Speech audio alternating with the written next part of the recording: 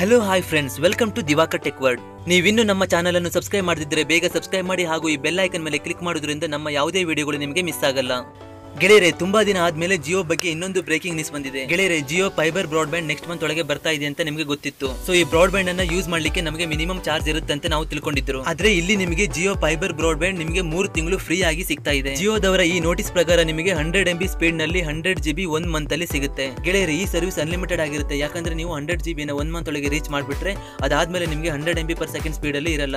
ನಿಮಗೆ 1 MB per second speed ಅಲ್ಲಿ ನೀವು ಇಂಟರ್ನೆಟ್ ಅನ್ನ ಯೂಸ್ ಮಾಡಬಹುದು. ಸೊ ಅದಾದ್ಮೇಲೆ ನಿಮಗೆ ಜೀರೋ ಚಾರ್ಜಸ್ ಫಾರ್ 3 ಮಂತ್ಸ್ ಅಂದ್ರೆ 3 ತಿಂಗಳು ನೀವು ಫ್ರೀ ಆಗಿ 100 GB per ಮಂತ್ ಪ್ರಕಾರ 3 ತಿಂಗಳು 300 GB ಅನ್ನು ಫ್ರೀ ಆಗಿ ಯೂಸ್ ಮಾಡಬಹುದು. ಇಲ್ಲಿ ಮೂರನೇ ಪಾಯಿಂಟ್ಸ್ ಪ್ರಕಾರ ನಿಮಗೆ ಇಲ್ಲಿ 4500 ರೂಪೀಸ್ ಚಾರ್ಜ್ ಮಾಡ್ತಾ ಇದ್ದಾರೆ.